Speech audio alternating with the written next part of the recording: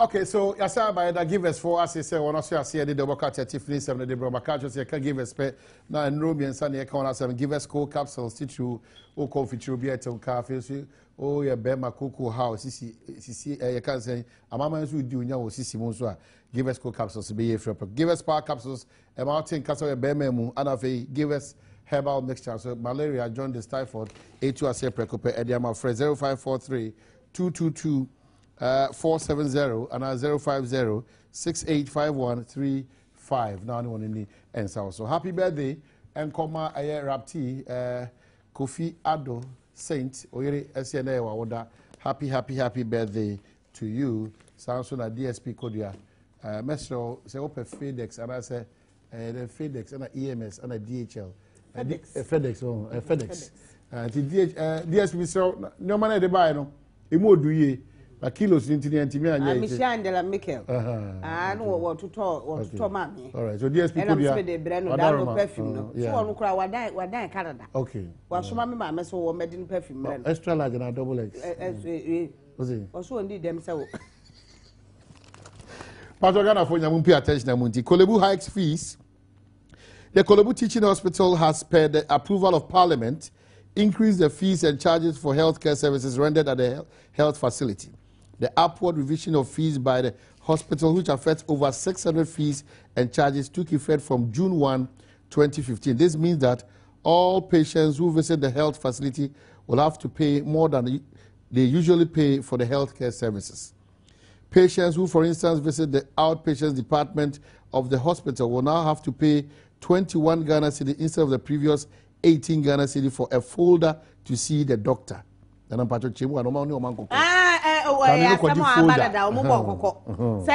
Kolebu nei omo etututu omo niema mu saja so omo tumi etututu fam we bi etumi de papa omo de latest ni ade ehwe no omo tuatu omo ka light bere ni ade na nei ye beda niema omo ayo ni ade nti omo apega niema mu ne ko folder from 18 to 21 21 Ghana cedis na beto so consultation. Those who go for consultation will be required to pay 42 Ghana cedi instead of 12 cedis. 42 there, 12 cedi, net 42. Ah, Omaba Hosai, Premier, I Burupo. No, 42. Well, I some days here with Kolebua. 12 cedi, no, I don't 42 Ghana cedi, yes, I'm one. A consultation bank. Private company. Wamu Queen, where do you come? Aye, any problem one woman be in a private hospitals, and 50 Ghana, be 100 ya. Now I know the mamma will be every but to make them any a directia and Kesee, Ukurum Granny. Any Kenya said, why about Kolebua? Oh, so what bet you have 42 Ghana? No one cares Kakrawaya. And you won't 12 cities. What would you have 12 cities? No crazy, every grand to be hospital. What being your more hospital to go bet 20. And then as I had to soon affinity. Now, 12 cities to want to encounter the enemy and cry 24. Mammy, I feel dear Mew, me who dear me you.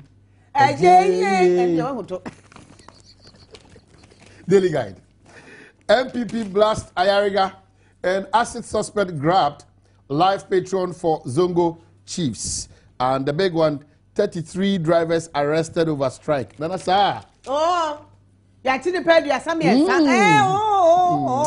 ya so ma kwase ties yo wa ma mo amane na nka nkura ko mo de becha wo na wa san kwase ties ena na America se kurom ha ye de medi akoro ye de ne medi agro is about time se tumi hwe enu anu anim ka chom so ne ma mo ye na time wo mo nyai demonstration de otumi ya kwase tie wo kwa so sai kwa mu etutokura yo so da so bai ye cab ni mu enye mu commercial drivers nko na mo isu kwan ye papa ye se isu kwan ni bi na kwase tie kwase no wa wo kwase kwan no kwan na ye wi anu ya san de tie sakwa kwan na sai ubufu amabufu ene o ka no na so ntu a jaitu jaitu na fa se fie na no me ko block kwan so obi o kwan no so o ma na fa ho sai me kwa wo na wo ka je GPR2 for no block o GPR2 for no kra se semunu na bi no di ye no no kra se bia ne ma nkoyie DVL for nso se ne mo pe ende otumi feel se ba wo feel se a enkwasa obi ajapade asa school ni anebuafu a wo se wo demonstration school na ho no ko so school ajapade eno ene wo na be se wo ba sa betina ma se tua kan wide eno wo wo fo kra na betua wo dua bio na wo wo fo na be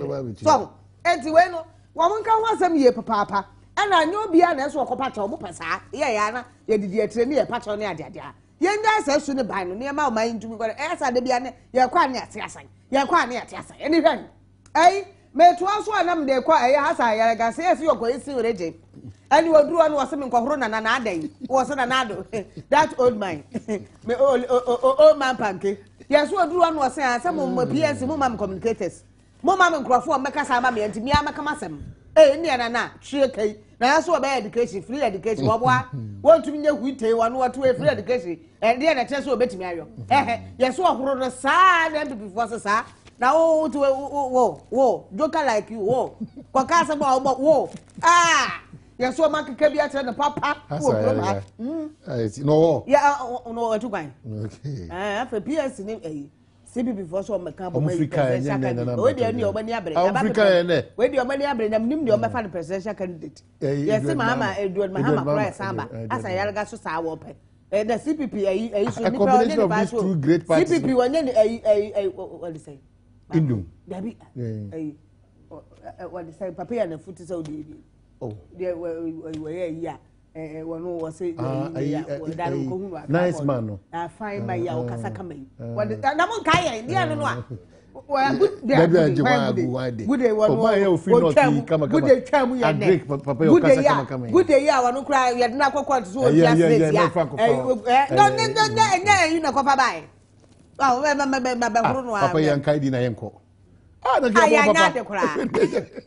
Ah, Papa, yeah, that was better. It takes 2 years. Dominic, why, Mamma Drankai? Ah, with it. The free say, yeah, where he? Oh, I'm forces. Papa, Casa, come. Yes, we are some papier, you remember no, obedient. Papa, no to so bad, you my palm. See people, you know, idiom. Oh, wait. Namun Trama. Ono dio frame trauma busakara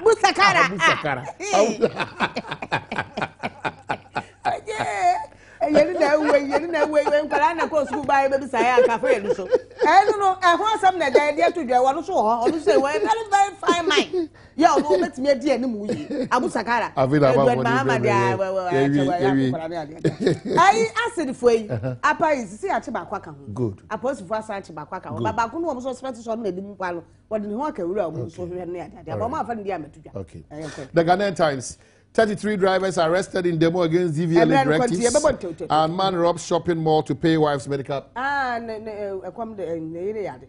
Only sika, a sim truck push a bine, you be a uncle Yesica. Oh, I cram or yacho. Yacho. Any idea there now, your medical bread is also to Butumas. So, you be a baby doing the one right. When I'm more crying and you will be a shmefru, somebody. Meals for the driver fire. The Enquirer. As World Mayor's Summit opens in Accra, Okovandapor urges colleagues to make a mark. And drivers strike. Boy, 9, walks from Ashama to Tema. Governor Kadia Juman for ye, and that's some ketwa. And that's what I was said, almost more message. Towards 2016 elections, Lion upbeat about NDC victory says Ghanaians aren't stupid, they will vote for the NDC. No, mayor dear what dear ban say a mayor of mayors I was on the award just and you're rough for copy people for what any other dear watch them I can't tell mayor for I beg you museum more say one more the Yajuman woman needing more and your school to be secret in the park Mukra West school now did that so in the part one idea and I games or class because before you because I was come here to so some them all right the new crusading guide Trotro taxi drivers go wild and back on strike. MPP warns Ayariga over loose talk and Fusak CHS cautions administrators. So the kind of observation over there back. Crusading guide they are 200 watch them say later taxi driver for Trotro for no demonstration omo ye strike omo so omo ne ma bi nkoyi enti omo buafuo enwo asem omo eye Samuel Uku ene wakeka bia kire Mahama Yalega Hassan Yalega was the otire bi o to obakeka bia kire na o de na oni mo o ya hwan umu doctor wo de kra nya papa bi ene ade wakeka bia. The finder US adoptions Ghana 5th in the top 10 countries in Africa. Hey, 2013-2014 congestion and others mayors told 2013-2014 be told just say ministry no women today affairs social welfare free wɔn kyerɛ sɛ nkɔla yɛ fa wɔn ne wɔn kɔtena no ɔma baane so ɔma baane na baane ɔma baane no ɛna wɔn kyerɛ sɛ US foɔ so wɔn tumi bɛfa nipa ɔha ne aduonu nan o ɛde wɔn kɔ saa abirɛ korɔ no wɔn so ɔma baane asɛm bɛpie mu a find that say ɛne yɛ social welfare maame panimu baako kyerɛ sɛ afei na wɔn bɛyɛ hwehwɛmu na wɔn ahwɛ sɛ yɛ ampa na asase na kɔsi sɛn esan sɛ ɛbila ɔma baane na wɔn tumi bɛfa nkorɔfoɔ de wɔn kɔ US sɛ wɔn adopt wɔn de ane wɔn ntumi da ntie social welfare panimu maame ɛyɛ comfort asare ɛna ɛde ato dwa sɛ wɔn bɛyɛ hwehwɛmu afa saa asɛm no yɛn kɔ. Well, now Busa said a vice president where you almost had a text message about mayors meeting. No. 80 men as well. May draw attention. The vice president is still around. Oh, come baby, oh yeah. Until hey, no, don't we? Ah, I mean, I'm coming to you. Who's for this? Born. Never fine. Well, thanks, Nibu. Drivers down wheels, leaving commuters stranded in Accra, and GRTCC condemn action of drivers. Government to wash hands off pricing of petroleum. I don't know. Mekasa kufu abreso no mo wash hands. And just almost almost see our I know me who be a graphic na dia betu dai. Yes, boss sisters aga say aban kura be yin say from na na dia say mo se di regulation say dia ba e kufu abreso. Na ntisisi amudu musa wurewure mo ho ene mo amu de mutam ikwa daily graphic de afoforo wo mu ane driver for eno am ko demonstration ati mu aduasa biensa ya wo hwe se de om de ties egugu kwa bo ne ade a mo mankrofo ntwamu wo eno ho asem ewo mu DPRT fo ene GRTCC fo mo dwumaku ana sempo ekuo ya mo ne driver for ye dwuma wo mtirem say dia driver for eno mo ye ne nya de papa kura mo anya de ne de ne sa obu afu a ne sa ne ye no eno ho asem na no so ewo graphic mu ya kwa online na ade a rock clinic for adawro ma ena o madum ye na o de online stories na bre ye entam na ye kwa anim rock clinic say me so copper rockman capsules na issue esa say nei utadua ne bo adwuma na mbo adwuma ye sexual weakness na ha wa unum be beboa afa be ma won enenam ho keke na adojo so enam wani mu esa mo rantamu ani emmoa but what the akope binom na ntumi epajamu emmanu mu ase emma adwumadene afa ente na otis o sene ente ne papa yo na wo sene a ebe ha dwe low sperm count na rockman capsules na be di aboawo rock capsules so ya de a wa ya adwuma no wa breast na ejide wa anasa osisimu na edwe wa bomode anum bi na afa rock garlic mixture de e wo sa aye tititi na afa ohunam nyina no aye boho na hypertension na asthma ana infection o de po ene yade ahodo ye won nemu no onum bi ebetimi ade abo mala rock malaria drug tatahwe ankasa na the rock tonic the bomu de ene na twam ade no so oyade na ho to wo ntumi didie unum bi ebetimi abo moja na eso ohuru mu a rock tonic rock laxative yade a debia na koko na edokoro wa unum bia ebetimi abo akumase alaba woni sika ene di hwani mu wo try and cry adenta pantai junction Madina New Road Anglican number 0244 188 0244 183 adomonline.com dia wo dia ba ne pay what say ya dia wo hwemu a niema hodo a ekoso His Excellency or say Mahama would be cursed forever if he fails to solve dum so no ya dia so antumi anya ho adwuma yei ya dia wa hwe akrofo dua bom na dua bom akrofo agba ebi ni na dua agba ebi ni wo se ne dum so ne ya antumi anya ne bete pega pa a driver for ya ti nipa ba duasa enkoro won ne adum se duasa nkoro eno ho asem eno so aba beto mu wo kire se wo ba ti nipa ba ko no so ba no sa iwudie ya si wa apa yis no so a eno so ewo mu ya ade a eno so adomola dia ba kofi dwuma what I say a blabo no ye blabo no ye blabo no so woman jail 2 weeks for having sex so loudly yes near one no ye de na tum na otwemienu obi fa wo so kekam ye fa wo ya so na no titire ni nyina no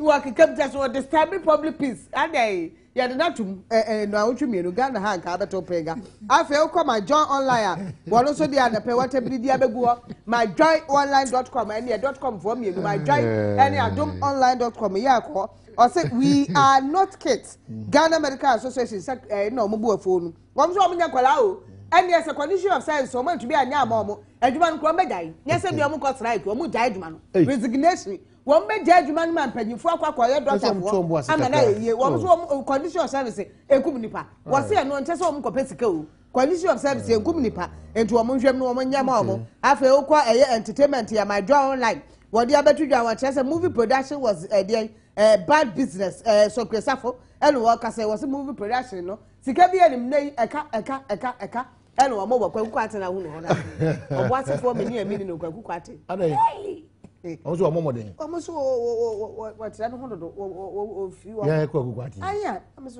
mom sir me kura me ten nka ate so ho ba kwaku ate o ma kwaku almost o mai o papa am sa okay samum da fuja da ma brasi said Asem Kesee bro e be kwa ko jina driver for nkomo so omo ntu ombo ase so omo tu so no mo nyoma Asem no mo ka omo ko ma se onu kura onu ani case Asem so onu ani case ponchos pilot onu ponchos onu ani case tuguru su ni onu ani kwaku kwate onu ani case tugu mi so wow mama tugu so so 0302 211 up to 4 na also TV do agentry e dey abreba ye twa ho minute ba kwa ba ye ba na for do agentry abre ye kwa ba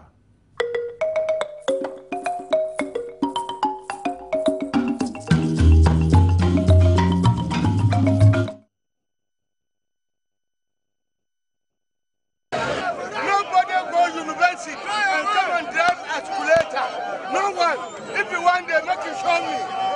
Nobody will go university. He can't drive escalator. So the tension over here, there were a crowd were holding stones and then 6. So when they came in, they told us that because of the situation, we should halt the service for the meantime.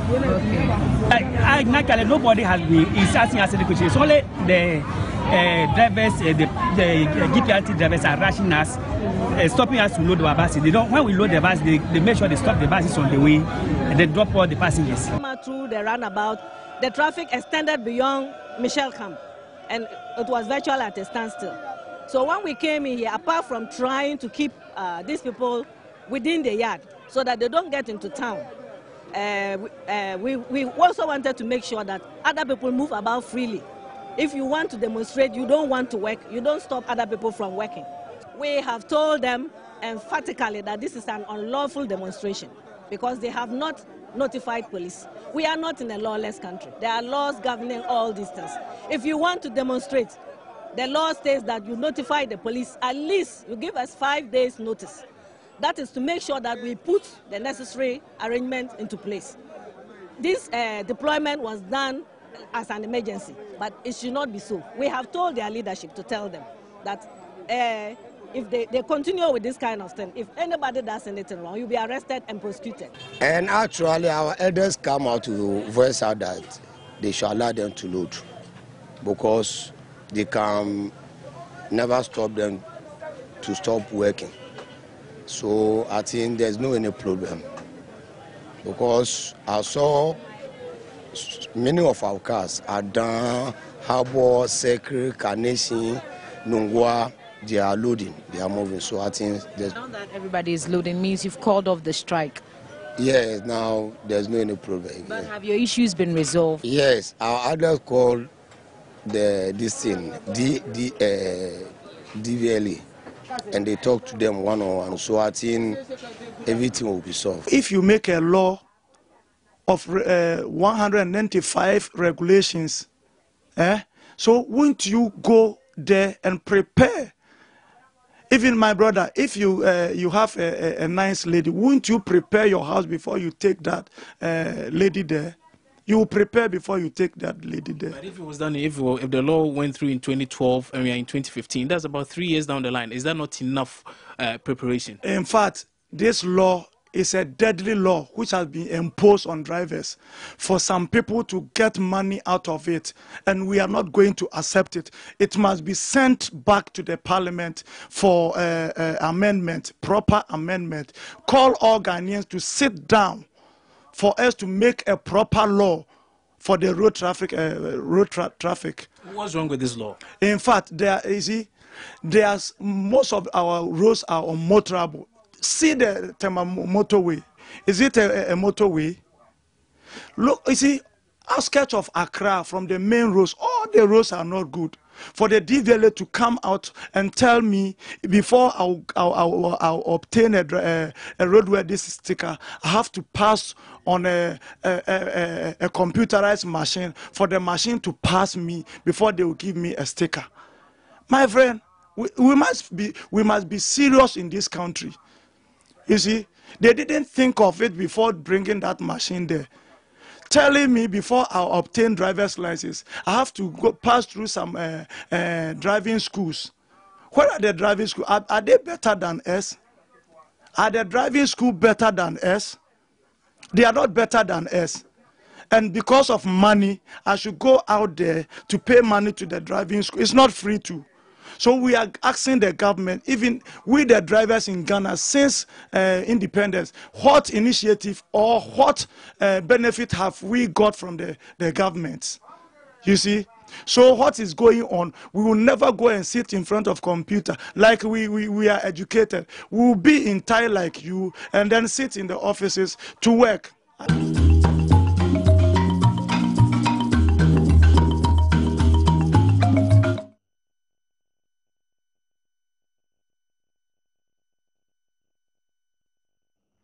Okay, so Chief Amey and Chebi Obeba no the Kesee and some bro Chief Amey the only say what tell so the fa Kesee no bibia be come a lot of your text messages and quick ones be on the US or say nana here in US there are no seat belts in buses. Yeah. And you can go with interpreter when going for driving test. It means education do not matter when it comes on driving. And you're bad. Said a honor bus. By the bus. Which are another nice. Yeah, the bus. I said, "Oh, maybe I can say." And they would interpret a well, but minimum honor say, yeah, they would interpret a background because who quite embassy, Ghana embassy, crown out US here. Now it's table for interpreter or hobbit actually, Mamma. And okay, bad idea. But bus is a ever bus, we never. All right. 0302211701 nipa be enum ebretia e na fe epejemu DKM so mo amugusu send text message omugusu mon kama komantum ye me ni DKM for no kasae na no da no mo se bibia gu na kwan so mo mpese mo kwati emra nti no mo hwe ehhehye baro bia nka na koma entuli yem na otwa ebesimi omo ankasa betu na mo de nchirimu aba amadodo na asmo de ekoso ewe omadwuma yem na rabantie na ma chia pom ti sen Mr. Wabo seat belt ana. Oh, yabo. Hunya pase bebo na wa mwana ukowua. Okay. Senyo bi na kun. Okay, yo. O se o yere ho bo. Okay. Pa. Yetio. Ya chana na ya ama me. Wo se nso okwa ama no ne church hu nsem na te se o honom o mi hu na ni age pa. Oh, na say ya di league yo. Ya di league. Ana ayi so eso o mobile mo ware ka. Droba. Oh, sir. Droba. Why be? Why you do about it? Also support teachers to me, we need problem one need. Oh, yes, only problem. Na na tell we the other we the meso me the two and meso me kwa no mabo. Nti na me kan. Na dey na dey buy. Anumabo dey akrantie. Akrantie na ho. Anumabo akrantie. Oh, next man. Akrantie. No problem. Me chia me anka sama da fa SS we assembly ma ebe to aba ma no na alaji mama. Ono so ni chia no pa. After ye be sere. Eye ye sika sem na akwa di KDM say ADM for no sem no so no. Omomwa. DKM. Magana for ye hunku ye nkwa so nye sa sika no. Te na esi kwa na manfo ani nye ho ye be sere pa. Yeda se papa. Yeda se Nana Kwaku Aban e wo dwokwa ebrema. And there wa happy birthday to you Nana Kwaku Aban. Anapay mo amohwe fi Italy. Ene Germany nchia sonko nkoma mu nyina da ya muguso ya muhwe bi o please ana greet Mr. Wilson Bena aspiring MP for Jama South we free akonfi ameyaw ena wodeba how say good morning apom say Abrana what to say Adom boko Mr. Wachia hamburger mami on the page oh see the wajoso Hello. Wajoso. Majoso. Oh, Mr. Danke, sir. I'm a baby, my mentia, Chemazito, or what's saying, Wajoso. My yes, man. As the Miniano drivers for no, Omoyachino, Omudi, and the Duba DVL for no, Yamabia no Moyeno. even omo driving school no mba bonte hu but la bi kakra na me omo stem kan na anya me te no say e wo so mo hwe e kwan atutu no ne da de anya no mo ye niye no mo jai omo no e ho no de me ne omo nya adwene isa say DVL no ay organization omo hwe omo nam kwa so say de emra be ye adwuma na ho for time tension was na o ya yira o topic no na say o ye kire na so kire na o ya yira no ye hon kakra de no mo nya adwene ye las papa asem ni na mfie mi samra de by now nkambako ntokwa nka esem firi ase da da untwa time our implementation be ba so na be si abonte so demonstration so mrada home also na please I want to wish Andrew Boditeria Jr. alias KT was say oh baby in St. Mary's Preparatory School and there wa happy birthday to you if you mama Grace adwa for sua botwe and what they by 2 p.m. shatter all the way was say in fact President Mahama is working harder and I was say for Mother Ghana so let's all keep faith in him 2 p.m. there also e dia betudwa no was say Nana Samoa or for Yase and you're looking good this morning. Greetings to MD of Tamwa Enterprise. Mate, Gloria D. and a Pamata. I'm saying, my Bibia Boko, no one also I just bought for idea a whole class. Yes, so I just so unia bawa bruchiri. About the mini house. Uni program. Now, the buy and so the mouse and the Waka is so. Oh, so. Na uzu humobo na say no di buy how kojibi yeah mawa me say o man dey say o tini na ya abre futi dey o timi ko hambo kuma abre o dey sa pa fa ho bai du fi asem fa ho bai me ko so fa ho bai bia fra wa ha na ya abre fu bai so a em say ensem bi na social media ke ka say jomro constituency no ma pe matrem say evaluate because aba pepe mu kura say evaluate ya jomo omokuntokwa ntokwa na esi ya chairman yo ho ya suspend go for say jomo chairman but anya jomo evaluate okay yeah that's pa na ma me ko masem so em say adoba for how no nyina ye how sabe adoba ni 1 2 ne kaya ye nya kan tinem emfa nko ba bia ye se ko mesre o man panyi president jo mama ene empanifo a omoda o mama honorable praise we fa nko fa do mahama mewuram DVL fo hyehyeye fa wura DVL prekope omode se ya omobe hyehyɛ ama adoba fo no enipa na ye mbla ma no enipa na ye mbla no DVL ho community upa community of transport pejam sa nko soro ho okay ko de ko fa presidency ho there be ho de na me ko president so de waka amate na me say DVL for say enipa na wo ye mbla na ma no mbla na wo ye ma nipa no say etitiri nipa na kasa na wo be say wo ti nipa na kuma because adoba fo ni bi ni kasa no ade a mo pa tere ni say eno a metie mu Adom TV news 7 o'clock news no omo so mo PR no betena so e kan asem we say embla na kasa ne wo hodada but some no 99% a omodi abba be shemu no ade bi cross o might chiro mo mene because we should do any to say opinion betena we say even the kwa Steve bet kwa no so kwa koto sa Steve bet da beto ka ma 15 million na check say oblipa o ye aduma to ni a o ye aduma say be pay that so be ko fe no kuta 200 Ghana na wako ka say on to steam bed 15 million e bi sika no be nya dia kwakwa esa okay ya da CP ya fa gacho enwie gacho go one apom ti say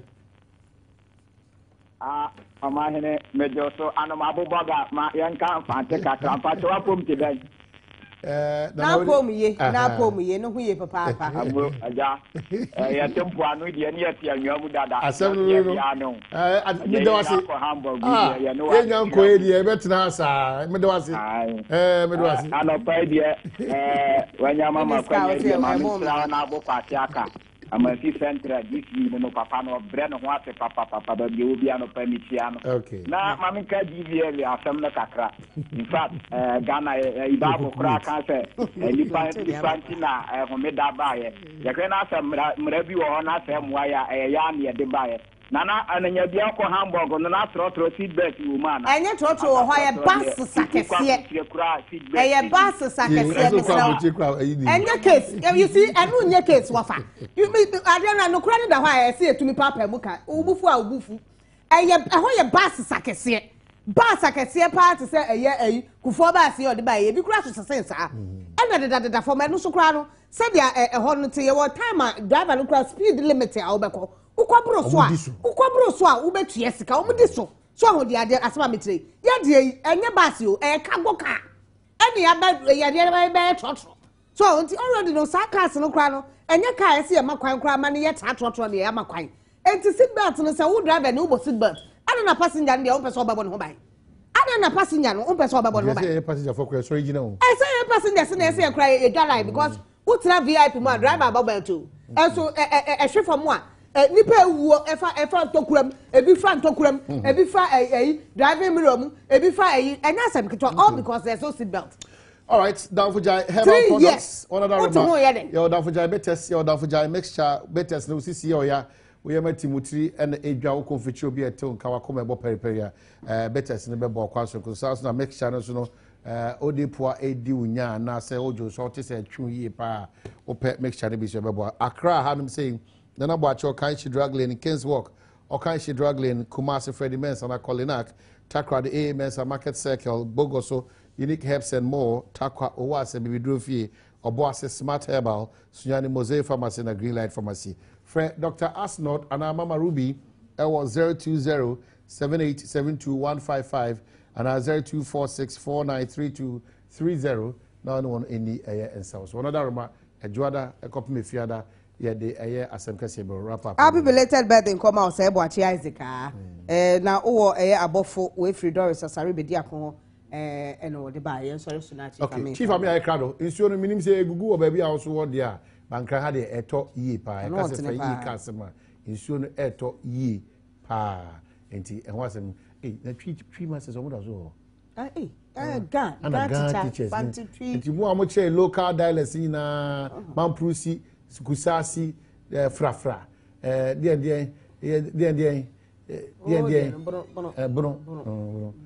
bono for the share ben ya ka Kuwait asemi obi di abaso person ko drive taxi wo I want to go to Kuwait to drive taxi yeah okay want to so I need help okay so salute amen na abasa for say wo bre okay this one my friend Nana you're too much good morning Ernest from Goso I love your action okay so that's it. Please bring back my Persuasion. Oh, okay. Quickly. Please bring back the Persuasion program. It's on. Enche.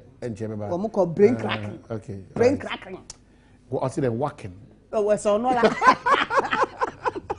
Okay, dear see. Chief Ami Ayekado. Or Dago Kesee, bro.